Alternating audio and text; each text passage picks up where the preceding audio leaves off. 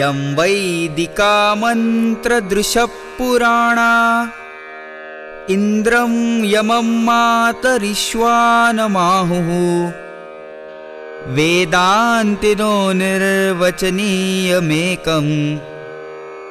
यं ब्रह्मशब्देन विनिर्दिशन्ति शैवायमीशं शिव इत्यवोचन् यं वैष्णवा विष्णुरिति स्तुवन्ति बुद्धस्तथार्हन्निति बौद्धजैनाः सत्श्रीयकालेति च सिक्खसन्तः शास्तेति केचित् प्रकृतिकुमारः स्वामीति मातेति पितेति भक्त्या यं प्रार्थयन्ते जगदीशितारं स एक एव प्रभुरद्वितीयः।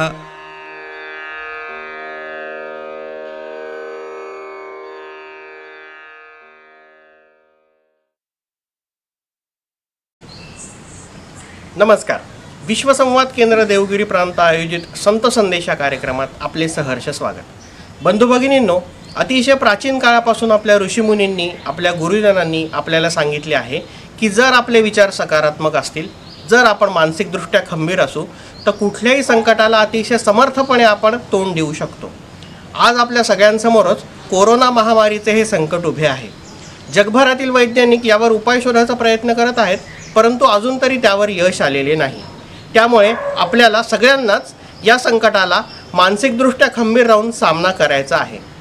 याच दृष्टीने विचार करून आपण आज आपल्या संत संदेशाचा विषय ठेवला आहे, मन करा रे प्रसन्न सकळ सिद्धीसी कारण. या विषयावर आज आपल्याला मार्गदर्शन लाभणार आहे महामंडलेश्वर स्वामी श्री जनार्दन हरीजी महाराज यांचे. महाराज अखिल भारतीय संत समितीचे राष्ट्रीय कोषाध्यक्ष आहेत. सतपंथ संस्थान फैजपूरचे ते 12वे गादीपती आहेत. तसेच श्रीराम मंदिर अयोध्या येथील भूमिपूजन समारंभातील एक ते निमंत्रित सदस्य देखील आहेत. मी महाराजांना अशी विनंती करतो की त्यांनी आम्हाला मार्गदर्शन करावे. ओम सच्चिदानंद रूपाय विश्वोत्पत्त्यादि हेतवे तापत्रय विनाशाय श्रीकृष्णाय वयं नमः. ओम पूर्णमदः पूर्णमिदं पूर्णात् पूर्णमुदच्यते पूर्णस्य पूर्णमादाय पूर्णमेवावशिष्यते. नमस्कार. आपण सर्व दिव्य आत्म्यांना सप्रेम नमस्कार. सर्वांच्या हृदयात चैतन्य स्वरूपाने विराजित असलेल्या परमकृपालू परमेश्वरास नमस्कार करतो आणि आपण सर्वांना मनापासून अभिवादन करतो. देवगिरी विश्वसंवाद केंद्राच्या माध्यमातून मी आपल्या सर्वांशी आज संवाद साधतो आहे, किंवा देवगिरी विश्वसंवाद केंद्राच्या माध्यमातून मला तुमच्याशी बोलता येत आहे.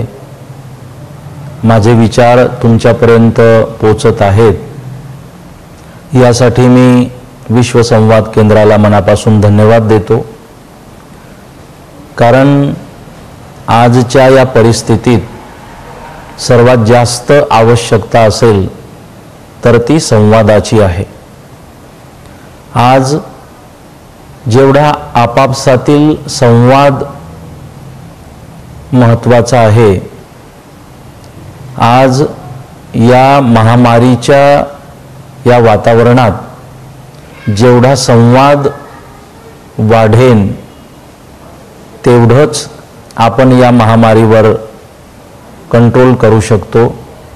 आपण या महामारीच्या विरोधातलं युद्ध जिंकू शकतो.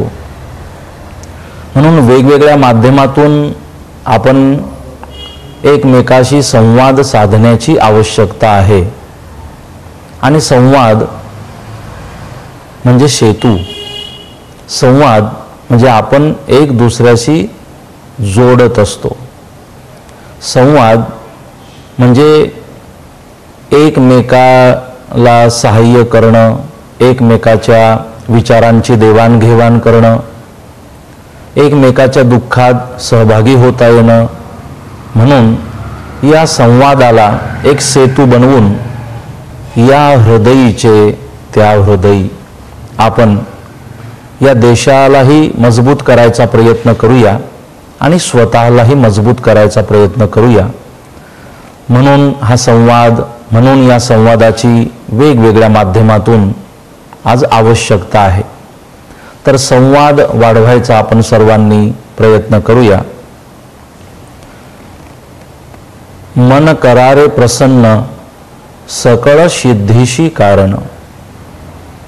आज कोरोना महामारीचं हे वातावरण, मनाला क्षुब्ध करणारं वातावरण, मनाला विचलित करणारं वातावरण, देशाला, विश्वाला, समाजाला, परिवाराला आणि आपण प्रत्येकाला विचलित करणारं हे वातावरण. कोरोना महामारी गेल्या 5 ते 6 महिन्यांच्या पासून या महामारीशी आपण युद्ध करतो आहे, समर्थपणे युद्ध करतो आहे. आणि हा भारत देश फक्त या भारतातील सरकारच नाही, तर या भारतातील सर्व नागरिक सुद्धा सरकारच्या सोबत उभे राहून या महामारीच्या सोबत युद्ध करीत आहेत. आणि या भारत भूमीने संपूर्ण विश्वाला एक आदर्श दिला, एक संदेश दिला की भारत एक आहे, भारत संघटित आहे. आणि अशा प्रकारच्या कोणत्याही महामारीशी, अशा प्रकारच्या कोणत्याही वातावरणाशी, आलेल्या संकटाशी तोंड द्यायला या आधीसुद्धा भारत तयारच होता. आणि आजही आपला भारत यासाठी तयार आहे, असं एक सुंदर चित्र या प्रसंगी आपल्या सर्वांना अनुभवायला मिळालं. म्हणून या कोरोना महामारीच्या या वातावरणात आर्थिक, शारीरिक, मानसिक अस्वस्थता निर्माण झालेली आपल्याला बघायला मिळते आहे. कारण 1 महिना 2 महिना ठीक होतं, पण अजूनही ही परिस्थिती आवाक्यात येईना. आणि म्हणून थोडी कुठेतरी विचलितता यायला सुरुवात झालेली आहे. परंतु कितीही ही अस्वस्थता वाढली तरी धैर्याने, संयमाने आपण या परिस्थितीला सामोरं जाऊ शकतो, सामोरं गेलं पाहिजे. कारण परिस्थिती अशी असते की आपण एखाद्या पायवाटेने जात असताना आपण आवाज करत जात असतो. कारण की त्या पायवाटेत जर साप किंवा इतर जनावर असतील तर ते पळून जातील. याचा अर्थ की त्यांच्या मनात भय आहे, आपल्याही मनात भय आहे, पण जिंकतो तो जो आवाज करीत असतो. साप आपल्याला घाबरत असतो आणि आपण सापाला घाबरतो. परंतु आपण मजबूतीने उभे राहिलो ना आणि चालणं आपण सुरूच ठेवलं तर आपल्याला घाबरायची आवश्यकता नाही. रस्त्यातील साप, अडचणी आपोआपच पळून जातात, दूर होतात. म्हणून आपण किती समर्थपणे लढतो हे महत्त्वाचे आहे. ही अस्वस्थता याबद्दल बोलत असताना मला खूप सोपं होत आहे. मी खूप सहजतेने हे तुमच्याशी बोलतो आहे. मला तेही ठाऊक आहे की हे सहन करणं, याला सामोरं जाणं खूप कठीण आहे, खूप संघर्ष आहे. मनाला, हृदयाला फार वेदना आहे. हे लक्षात घेऊनच मी तुमच्याशी बोलतो आहे. माझा भाव फक्त एवढाच आहे की या ज्या वेदना आहेत, हा जो संघर्ष आहे, हे जे युद्ध आहे, ही जी विचलितता आहे, याला घाबरून जाणे हा पर्याय नसून याला सामोरं जाणं हाच पर्याय आहे. आमच्या योद्ध्यांनी, छत्रपती शिवाजी महाराज असतील, महाराणा प्रताप असतील, अनेक योद्धे अनेक योद्ध्यांचा इतिहास आम्हाला माहीत आहे. हे योद्धे कधीच रणांगण सोडून पळाले नाहीत आणि म्हणून विजयी झालेत आणि म्हणून आज आपल्या प्रत्येकाच्या हृदयात त्यांना आपण स्थान दिलंय. म्हणून पळून जाणे हा भारताचा इतिहास नाही. सामोरं जाणं, लढणं, विजयी होईपर्यंत लढत राहणं धैर्यानं, संयमानं हा आमचा इतिहास आहे. हे आम्हाला विसरून चालणार नाही. आणि हे धैर्य, हा संयम आम्हाला या भारतीय संत परंपरेने दिला.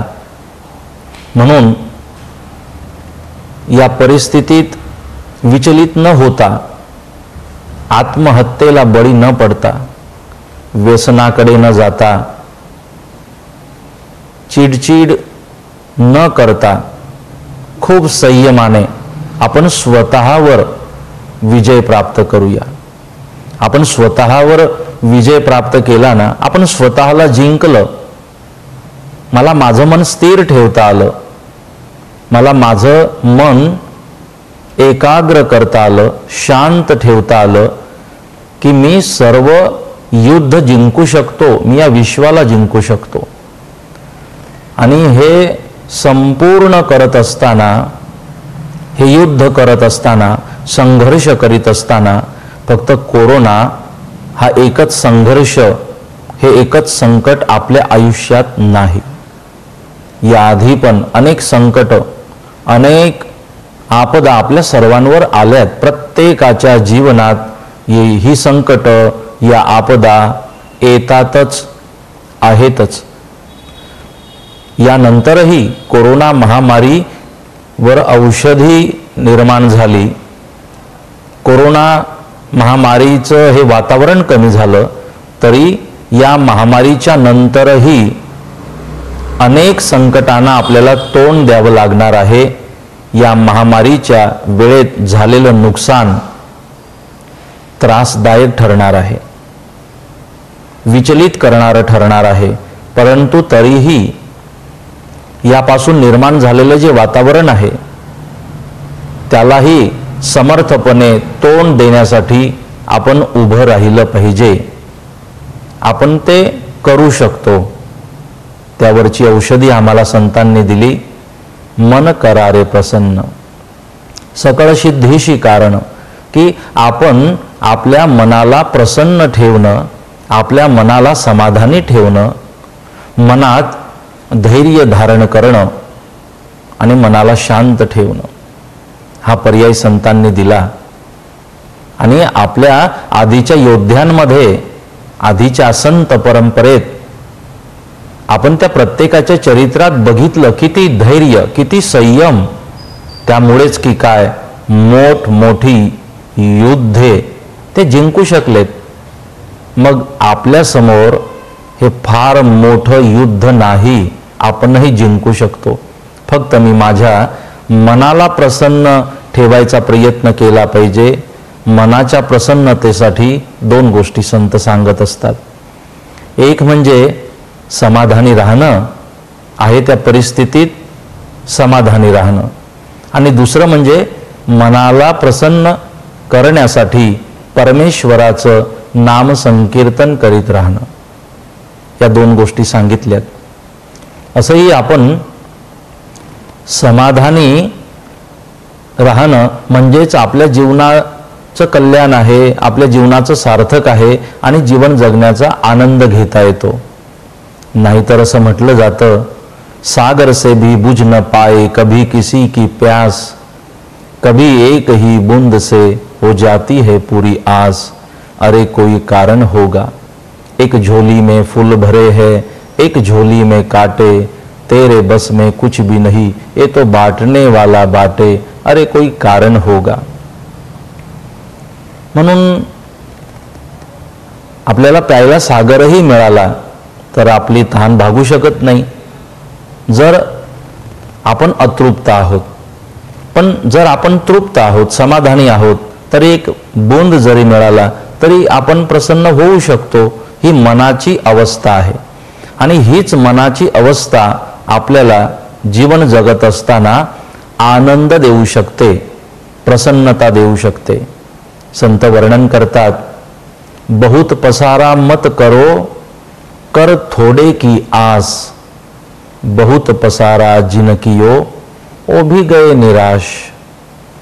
की आपण किती आपण संपत्ती एकत्रित करतो आहे, जरी त्यासाठीच आपण जगलो, तेवढंच काम केलं, बहुत पसारा जिन किया वे भी गए निराश. शेवटी ज्यांनी आजपर्यंत हेच केलं त्यांनाही खाली हाताने जावं लागलंय. आपल्यालाही खाली हातानेच जायचं आहे. म्हणून साई इतना दीजिए जामे कुटुंब समाय, मैं भी भूखा ना रहूं साधू भूखा न जाए. बस मी समाधानी राहावं, मी प्रसन्न राहावं. एका संतांच्याकडे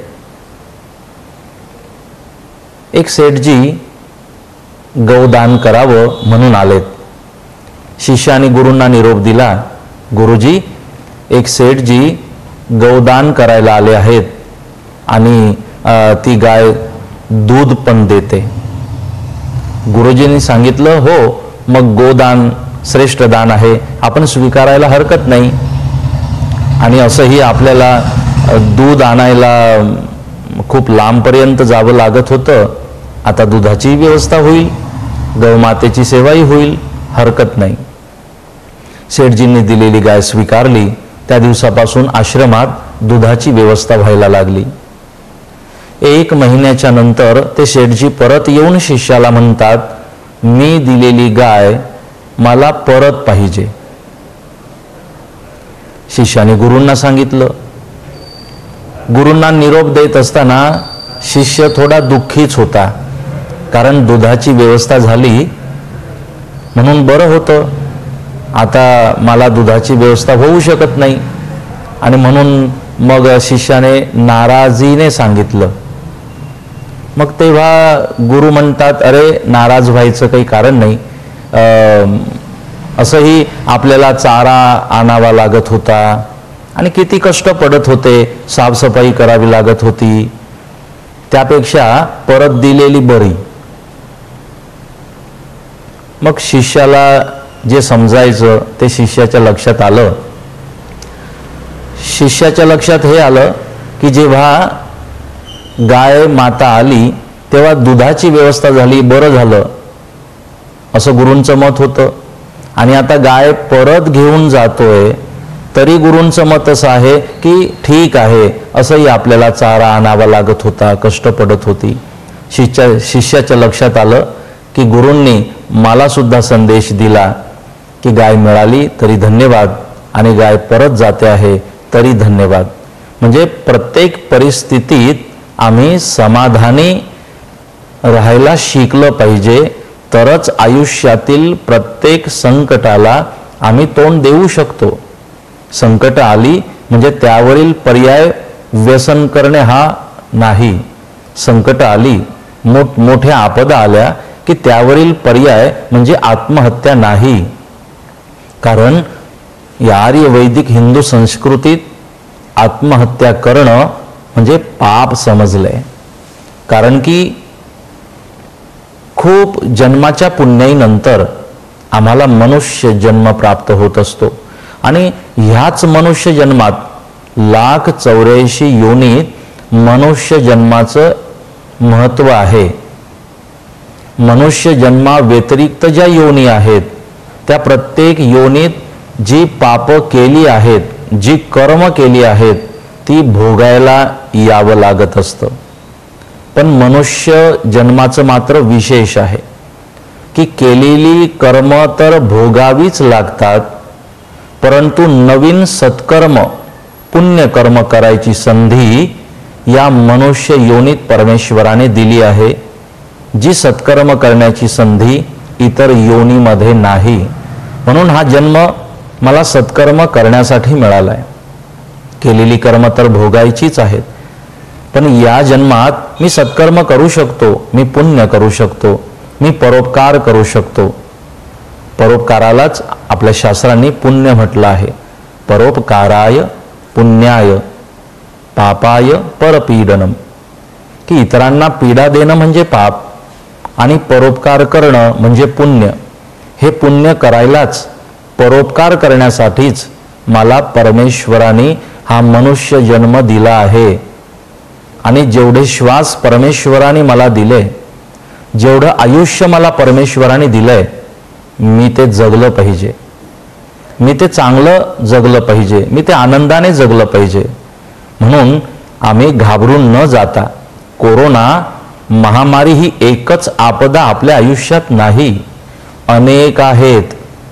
मी फक्त बोलतो आहे, आपण अनुभवत आहात. अनेक आपदा आहेत.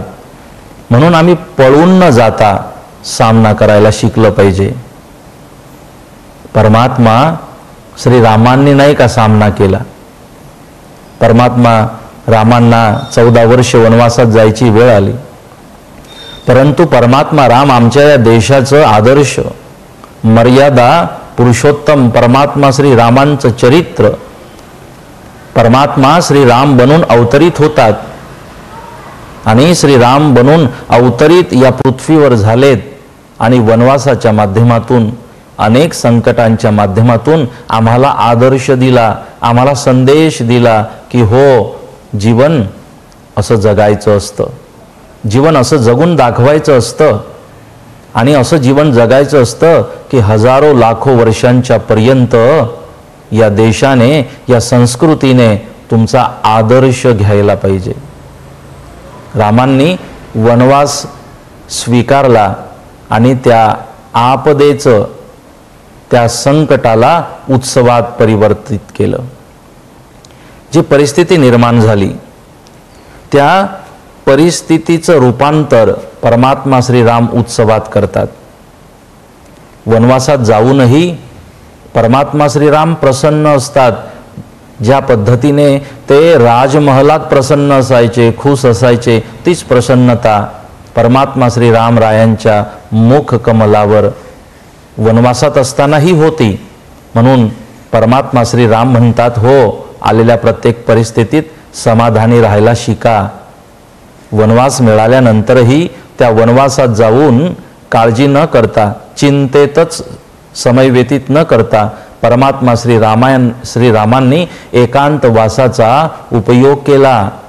आणि तो एकांतवासच रावणासारख्या त्या दैत्याशी युद्ध करण्यासाठी उपयुक्त ठरला. म्हणून एकांतवासाचा उपयोग परमात्मा श्रीरामांनी केला. पांडवांच्या चरित्रात आपण ऐकलं, पांडवांनाही 12 वर्षांच्या पर्यंत वनवास आणि 1 वर्ष अज्ञातवास.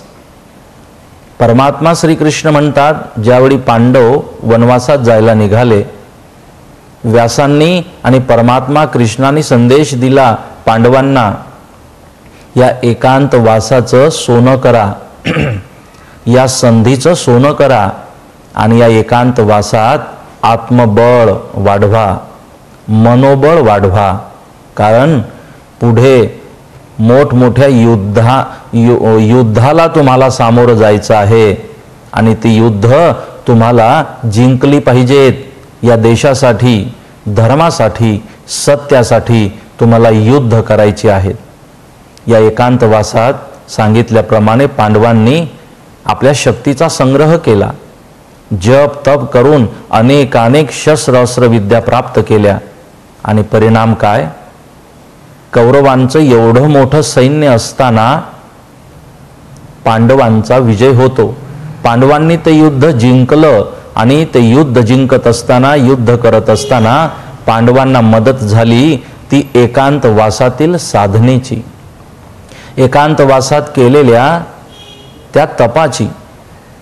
मला असं वाटतं असाच एकांतवास लॉकडाऊनच्या माध्यमातून आपल्यालाही मिळाला आहे. अशा अनेक कथा सांगता येतील. म्हणून या एकांतवासात, या मिळालेल्या श्रीरामांच्या इच्छेने मिळालेल्या या एकांतवासाचं आपण संधीत रूपांतर करूया. आपणही आत्मबळ वाढविण्यासाठी प्रयत्न करूया. आपणही मनोबळ वाढविण्यासाठी प्रयत्न करूया. अजून युद्ध संपलेली नाहीत. अजून या भारताचे शत्रू आपल्याकडे दृष्ट नजरेने बघत आहेत. आपल्याला ती योद्धे सुद्धा लढायची आहेत. कोरोना महामारीसारख्या अनेक आणखी महामारी येऊ देत, आणखी संकट येऊ देत, पण भारताची जी ओळख आहे ती मला तुम्हाला कायम ठेवायची आहे. आमच्या योद्ध्यांचे परिश्रम, आमच्या संतांचे परिश्रम आम्हाला व्यर्थ जाऊ द्यायचे नाहीत. आम्हाला हा अखंड भारत उभा करायचा आहे. सामर्थ्यवान भारत, धैर्यवान भारत, संयमी भारत, संघटित भारत, एकात्मता, समरसता असलेला भारत आम्हाला सर्वांना मिळून उभा करायचा आहे. आणि हो, ही माझी तुमची आपल्या प्रत्येकाची जबाबदारी आहे. आणि म्हणून एकच सूत्र या कोरोना महामारीसाठी आपण लक्षात ठेवूया, हेही दिवस जातील. हा एक सोपा मंत्र आहे. हेही दिवस जातील. मला माझं असं मनोबळ वाढविलं पाहिजे. ज्या पद्धतीने कोरोनासाठी आजही औषधी अजून तयार झालेली नाही, पण आपण प्रयत्न केली ना इम्युनिटी पॉवर वाढविण्यासाठी, की आपण आपली रोगप्रतिकारक क्षमता वाढविली की मग हा आजार होत नाही. या आजाराचे कोणतेही परिणाम शरीरावर होऊ शकत नाहीत. म्हणून आपण या आजाराविरुद्ध लढण्यासाठी प्रतिकारक शक्ती वाढविण्याचे प्रयत्न केलेत. त्या पद्धतीने या आजाराचा माझ्या शरीरावर परिणाम होणार नाही याची काळजी मी घेतली. त्या पद्धतीने या आजारापासून, या निर्माण झालेल्या परिस्थितीपासून माझ्या मनावर काही परिणाम होणार नाहीत यासाठी आम्ही मनाचं बळ वाढविण्यासाठी, मनोबल वाढविण्यासाठी सुद्धा प्रयत्न केले पाहिजेत. म्हणून आपण मनोबल वाढवायचा प्रयत्न करूया, आत्मबळ वाढवायचा प्रयत्न करूया. आणि हे मनोबल आपण समाधान वृत्तीने वाढवू शकतो. ठेविले अनंते तैशेची राहावे, चित्ती असू द्यावे समाधान. आमच्या संतांनी या आधीच आम्हाला तयार करून ठेवलंय, आम्हाला आधीच सांगून ठेवलंय की हो, असे अनेक प्रसंग, अशी अनेक आपदा, अनेक संकट आपल्या आयुष्यात येतील, पण तुम्ही उभे राहा, सामर्थ्यवान बना, समर्थ बना. स्वामी विवेकानंद म्हणतात, आत्मविश्वास म्हणजे जीवन. आणि आत्मविश्वास कमी झाला म्हणजे मृत्यू. आत्मविश्वास असेल तर आपण जगू शकतो, जगायला अर्थ आहे. आणि ज्या व्यक्तीच्या मध्ये आत्मविश्वासच नाही, जो लढू शकत नाही, ज्याच्याकडे मनोबळ नाही, जो खचलाय, तो संपला म्हणून समजा. नदी आम्हाला चालत राहायला शिकवते. नदीला सुद्धा अडचणी येतात. माणसाचं जीवन जसं असावं निर्मळ निर्झर, साहुनी खाच खडगे गाठावा ध्येयाचा सागर. नदी वाहत असते ना, खाच खडगे ती सहन करते. किती अडचणी नदीला येतात, परंतु ती नदी तोपर्यंत वाहत असते जोपर्यंत ती सागराला जाऊन भेटत नाही. ती नदी आम्हाला संदेश देते, आम्हाला प्रेरित करते. नदी म्हणते, असंच तुम्हीही चालत राहा चरैवेती. तुम्ही सतत तुम्ही चालत राहा जोपर्यंत तुम्ही तुमच्या ध्येयाची प्राप्ती करून घेत नाही. स्वामी विवेकानंदही वर्णन करतात, उत्तिष्ठ जाग्रत प्राप्य वरान्य बोधत, की उठा, उभे व्हा आणि चालत राहा जोपर्यंत तुम्ही तुमच्या ध्येयाला प्राप्त करत नाही. नदीच्या सारखं आपण आपलं जीवन जगायचा प्रयत्न केला पाहिजे. थांबता कामा नये, उभे राहता कामा नये. आम्ही चालत राहावं, प्रयत्न करत राहावीत. ती आपल्या हातात आहेत. आणि परमेश्वराची कृपा असेल तर आपल्याला त्यात यशही मिळतं. म्हणून नदीप्रमाणे आपण आपल्या जीवनाला वाहवत ठेवायचा प्रयत्न करूया. सातत्याने या देशासाठी, समाजासाठी, परिवारासाठी, आपल्या स्वतःच्या उत्थानासाठी प्रयत्नशील राहायचा आपण सर्वांनी प्रयत्न करूया. कारण की हा एकच फक्त मार्ग असा आहे की आपण या महामारीवर आपण विजय प्राप्त करू शकतो. तर मनाला प्रसन्न करण्यासाठी, मनाला धैर्य देण्यासाठी, संयमी बनविण्यासाठी आपण सर्वांनी एकजुटीने प्रयत्न करूया. आपण एक असलो, आपण संघटित असलो, आपण प्रसन्न राहिलो, आपण समाधानी राहिलो की यापेक्षाही मोठमोठ्या आपदेचा आपण सामना करू शकतो. म्हणून माझी तुम्हाला मनापासून प्रार्थना आहे, माझी संपूर्ण भारतवासियांना कळकळीची विनंती आहे की या महामारीपासून अनेक अडचणी आता निर्माण होतील, परंतु घाबरून न जाता, व्यसनाधीनतेकडे न जाता,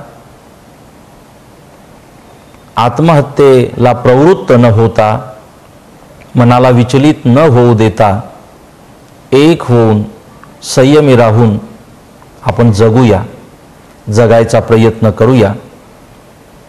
आपलं सर्वांचं सद्भाग्य आहे की एक यशस्वी, तेजस्वी माननीय पंतप्रधान आपल्या या देशाला मिळालेत आणि संपूर्ण देशवासी त्यांच्या सोबत एक होऊन, संघटित होऊन आज देश काम करतो आहे. देश पुढे प्रवास करतो आहे. देश प्रगतीकडे, समरसतेकडे, एकात्मतेकडे, बंधुत्व भावाकडे, संवादाकडे वाटचाल करतो आहे. देश महाशक्तीकडे, हा देश विश्वगुरु बनण्याकडे वाटा आपण घेण्याचा प्रयत्न करूया. रामसेतू बांधत असताना नाही का खारीने पण मदत केली. हे काम करत असताना, हे देवाचं कार्य सुरू असताना मी थोडी का होईना मदत केली पाहिजे. मग खारीने मदत केली. परमात्मा श्रीराम कौतुकाने त्या खारीच्या पाठीवरून हात फिरवतात. आजही जन्माला आलेली खार देवाची ती बोटं घेऊन जन्माला येते, ते निशान घेऊन जन्माला येते. एवढी ताकद देवाच्या आशीर्वादात आहे. आपणही खार बनूया, आपणही खारीचा वाटा घेऊया आणि महासत्ता विश्वगुरु हा भारत बनत असताना आपली ही सेवा, आपली ही आहुती या देश सेवेमध्ये द्यायचा आपण सर्वांनी मिळून प्रयत्न करूया. आपल्यावर आपल्या आई वडिलांचं, परिवाराचं, समाजाचं, या देशाचं प्रेम आहे. आपण महत्त्वपूर्ण आहोत. कारण आपल्या आई बापाचं, आपल्या परिवाराचं, समाजाचं आपल्यावर प्रेम आहे. त्यांच्यासाठी, या देशासाठी आपणच महत्त्वपूर्ण आहोत. आणि म्हणून आपली सर्वांची काळजी घ्या. स्वतःशी बोला. मोबाईलच्या माध्यमातून आपण अनेक लोकांशी संवाद साधतो आहे, पण प्रयत्न करूया स्वतःशी सुद्धा संवाद साधण्यासाठी. स्वतःशी बोलायला शिका. जीवनाचं महत्त्व, जीवन जगण्यासाठीची कला शिकायचा प्रयत्न करूया. कारण आपल्याकडे धन किती आहे हे मोजता येऊ शकतं. आपण माहिती घेऊ शकतो की आपल्याकडे धन किती आहे ते आपल्याला माहीत आहे, परंतु आपल्याकडे वेळ किती आहे हे आपल्याला माहीत नाही. माझं जीवन किती परमेश्वराने मला दिलंय हे मला माहीत नाही, कुणालाच माहीत नाही. म्हणून या बाकी भौतिक जगतापेक्षा, भौतिक सुखापेक्षा आपण आध्यात्मिक आनंदाच्याकडे वाटचाल करायचा प्रयत्न करूया. जेवढे श्वास माझे बाकी आहेत, जेवढं जीवन माझं बाकी आहे, ते आनंदानं, उत्साहानं, प्रसन्नतेनं आपण जगायचा प्रयत्न करूया. आपलं मन प्रसन्न असेल ना, तर थोड्यानेही आपण सुखी राहू शकतो. म्हणून संतांनी आपल्याला हाच उपदेश दिला. अनेक संतांचं चरित्र आपण बघितलं. अनेक संतांच्या चरित्रात हाच संदेश आहे. आमच्या अमळनेरच्या सखाराम महाराजांच्या चरित्रात मी वाचलंय. जेव्हा अमळनेरहून महाराज वारीला निघायचे पंढरपूरसाठी, एका झोपडीत राहत असायचे. आणि पंढरपूरला जायला निघाले ना वारीसाठी, की आपल्या झोपडीला आग लावायचे, जळून खाक व्हायची झोपडी, आणि मग वारीला निघायचे. का? माझ्या देवाच्याकडे, माझ्या पांडुरंगाच्याकडे जात असताना माझं मन झोपडीत अडकता कामा नये. हा आमच्या देशाचा इतिहास आहे. अशी महान संतांची परंपरा या देशात आहे, आणि आपण त्या महान संतांचे अंश आहोत, वंश आहोत. आपण भाग्यवान आहोत की अशा या त्यागभूमीत, पवित्र भारतभूमीत आपण जन्माला आलो आहे. म्हणून ही संतांची परंपरा त्याग शिकवते, समाधान शिकविते. बस या संतांचा आदर्श घ्यायला शिका. संतांची, या राष्ट्रपुरुषांची नावं आपण रस्त्याला देतोय, चांगली गोष्ट आहे. या संतांची नावं महामार्गाला द्यावीत, परंतु या संतांनी सांगितलेल्या मार्गावर, महामार्गावर सुद्धा चालण्याचे प्रयत्न आम्ही करावेत. ते जास्त महत्त्वाचं आहे. माझी तुम्हाला हृदयापासून विनंती आहे, प्रार्थना आहे, आपण एकमेकाशी संवाद वाढवा, एकमेकाशी बोलूया. रामकृष्ण परमहंस दगडाच्या मूर्तीशी बोलायचे. संत श्रेष्ठ नामदेव महाराज दगडाच्या मूर्तीशी बोलायचे. पांडुरंग प्रत्यक्ष प्रगट होऊन नामदेवानी आणलेला नैवेद्य ग्रहण करायचे, त्यांच्याशी दगड बोलायचा. रामकृष्ण परमहंसाशी दगडाची मूर्ती बोलायची. आमच्याशी आज शेजारी बोलत नाही, त्यांच्याशी दगड बोलायचा का? हृदयात प्रेम होतं. आज आमच्याशी शेजारी बोलत नाही, कारण काय? आमच्या हृदयात प्रेम राहिलं नाही. माझी विनंती आहे, हृदयात प्रेम वाढवा. 2.5 अक्षर प्रेम के पढे सो पंडित होय. माझ्याकडे वेदांचं ज्ञान, शास्त्रांचं ज्ञान असलंच पाहिजे असं काही नाही. मला माझ्या संस्कृतीचं, संस्काराचं, वैदिक धर्माचं ज्ञान असावं. पण मी वाचू शकत नाही, मला वाचता येत नाही, म्हणून ते कठीण होतंय. आम्ही ते ऐकावं. नाही तर आमच्या संतांनी सोपा मार्ग दिलाय. प्रेम, प्रेम करायला शिका. एक दुसऱ्याला प्रेम द्या. जे कारंजले गांजले त्यासी म्हणे जो आपुले. संतांनी सांगितलं तोच साधू आहे आणि तोच देव आहे. आपण सर्वांना आपलेसं करा, प्रेम करा, प्रेम करायला शिका. हृदयात एक दुसऱ्याच्या प्रती प्रेम धारण करा. सर्वांशी संवाद करा, बोला. आपलंही दुःख कमी होतं, इतरांचंही दुःख कमी व्हायला मदत होते. म्हणून संवाद हा सेतू आहे, संवाद जोडत असतो. आज मी नाही का संवादाच्या माध्यमातून तुमच्याशी जोडलं गेलो, मला तुमच्याशी बोलता आलं, आणि या संवादाच्या माध्यमातूनच तुम्ही मला ऐकू शकलात. माझे विचार तुमच्यापर्यंत पोहोचू शकलेत. संवादाच्या माध्यमातूनच आपली आज भेट झाली आणि एक दुसऱ्यातील प्रेमही वाढलं. म्हणून या संवादाला यापुढेही आपण कायम ठेवायचा प्रयत्न करूया. या कोरोना महामारीच्या प्रसंगी न घाबरता मी इलेक्ट्रॉनिक मीडियाच्या माध्यमातून 2 महिने सारखं सर्वांशी संपर्क केला. तरीही मला वाटत होतं मी अर्धा तास, 1 तास बोलत होतो, पण तरी वाटत होतं की समाज मनातील अजूनही भीती कमी झाली नाही. त्यासाठी मी आमच्या फैजपूर परिसरातील जो कोविड सेंटर आहे, प्रांतांच्या साथीने मी कोविड सेंटरलाही जाऊन आलो.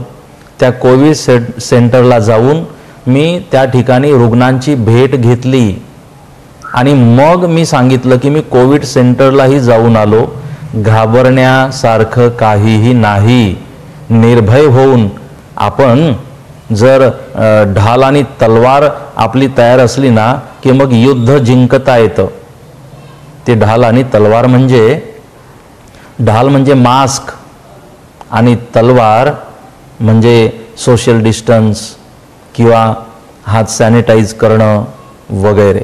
आपण असं केलं ना की मग घाबरायची आवश्यकता नसते, घाबरून चालणार नाही. माझ्या मते अनेक कोरोना पीडितांचा मृत्यू हा कोरोना आजाराने झाला नसून तो कोरोनाच्या भीतीने झाला आहे. म्हणून अशा परिस्थितीत आम्हाला घाबरून चालणार नाही. मग हा आम्हाला घाबरवणार, याला घाबरवा, मजबूत व्हा, आतूनही आणि बाहेरूनही. मग आपल्याला धाक नाही, मग आपल्याला घाबरायचं कारण नाही. आणि माझं कोविड सेंटरला जाण्याचं कारण फक्त तेच होतं की याला घाबरायची आवश्यकता नाही. म्हणून आपण प्रयत्न करूया, स्वस्थ जीवन, मस्त जीवन जगायचा प्रयत्न करूया. स्वस्थ रहे, मस्त रहे और व्यस्त रहे. आपल्या सर्वांना खूप धन्यवाद. आणि आपण माझं मनोगत या माध्यमातून, देवगिरी विश्वसंवाद केंद्राच्या माध्यमातून ऐकून घेतलं त्याबद्दल मी तुम्हाला धन्यवाद देतो आणि विश्वसंवाद केंद्राला मी अभिवादन करतो. त्यांनाही यासाठी मी मनापासून धन्यवाद देतो. आपण सर्वांना, देशभक्तांना माझा प्रणाम आणि हृदयापासून आपल्या सर्वांना अभिवादन.